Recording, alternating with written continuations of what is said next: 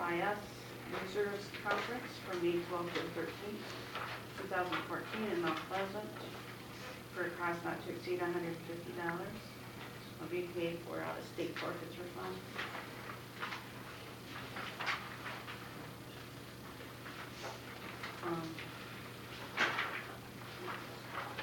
15 is a motion to approve purchasing practice ammunition for the police department from Michigan Ammo Company Incorporated for a cost not to exceed $5,500, and that'll come out from Mount State Forfeiture Fund. Madam Chair, Certainly. just a quick question. I can't remember if I asked this before. Is the practice rounds the same as, no, we're using cheaper ammunition? Absolutely. You'll recall you previously approved a purchase of duty ammo for the police department not too long ago. This is practice ammo, which, yes, is not the hollow point. It's not nearly as expensive. So that's why this is a separate item. It's much cheaper to use just as a practice than using we keep our duty ammo totally separate. Okay. Now, the other question is, how often, it just seems like we go through a lot of ammunition, and I'm just curious to how often are they required to shoot? And if they just go to shoot for fun, do we supply the ammunition for that? We do quarterly qualifications, which for some of the officers, you go through a lot of ammo because some officers need more bullets to pass, some need more. And this also takes care of the auxiliaries as well, who are required to qualify. Oh, okay. I didn't know. Yes. With that being said, it's not a bad thing that they need more ammo. It means they're not using it on the street. They're not firing gun. I mean. Well, this is practice ammo. I'm talking about practice ammo. Right, I understand that, but, you know, Plus, we want to sometimes, be you accurate. know, it's a good. Some people need fewer ammo to hit their targets. Some people need more ammo to hit their targets. Do they use their same weapons? Yes. When they're practicing and Absolutely, absolutely. That's key. We want them practicing with what they're going to be using on the street. We just went through that at the prison, and it was like, they were just taking the officers out by the dozens to get them qualified. I'm just happy that our treasurer isn't a police officer, because after watching his shooting on Sunday, They had to do some range repairs for the lights. Are you kidding me? Rough You shoot repair. a light in the range? Here, I got a picture I of was my. going to say, you'd have to do it. I thought maybe it was too hard for you and it jumped up out of your hand. I was wondering why they came out screaming. I'm going to go to the range Next. I'll challenge anyone except for the chief. 16. Number 16, this is a motion to approve purchase of 10 suppressor systems and 10 sight systems for LMT rifles for an amount not to exceed $20,000 from Lawman's and Shooter Supply Incorporated, custody allocated out of state forfeiture fund. Once again, this is a follow-up on the rifles that you previously approved. Anyone familiar with assault weapons knows that when it's fired, it gives an extremely loud concussion. So the suppressors are needed so that if when practicing firing or needing to fire, the officers aren't going to rupture their eardrums or those standing around them. The sights are also essential because if they're rapidly responding to a situation, they can sight in their target even if they're in an awkward position. Is that like a reflective, is it Yes. the circle? Yes. Okay. Yes. So even if they're not right up to it, even if they're, again, in an awkward position, they can still sight Right, it in. any angle? Absolutely. And the suppressors are on permanently. Permanently, and they are key. We cannot shoot it, but we could shoot it without it, but again, you're going to end up with ruptured eardrums.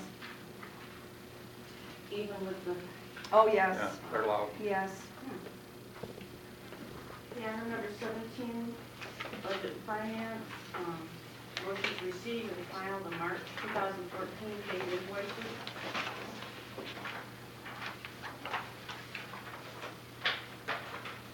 I was curious about the $25,000 for the Aerotropolis Development Corporation. Is that something we paid on a regular basis? Yeah, I think it was approved a few years ago, the interlocal agreement, which is a $25,000 commitment from TIFA, but it was approved 4 years ago maybe, I don't remember, but yes, it's $25,000 annually.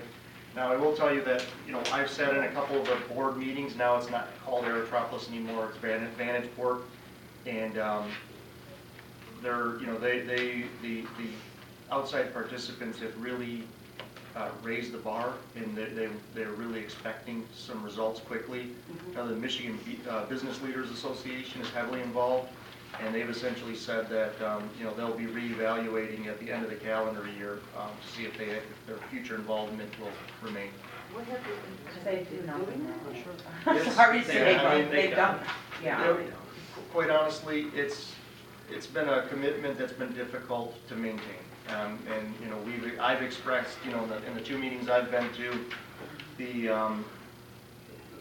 our displeasure and their, lack of results, I guess, because there's, they claim that there's measurable results that they've delivered. I have yet to see it, so. Okay. So that's paid through TIFA? Yeah, Oh, And is this a contractual obligation that we have to continue to do? yeah, I think it's done soon. Okay. And the only other question I had on the Midwest sanitation, is this the thing we approved a couple of meetings ago, and this is the payment one? I don't know what, they receive a monthly payment, but I don't know which.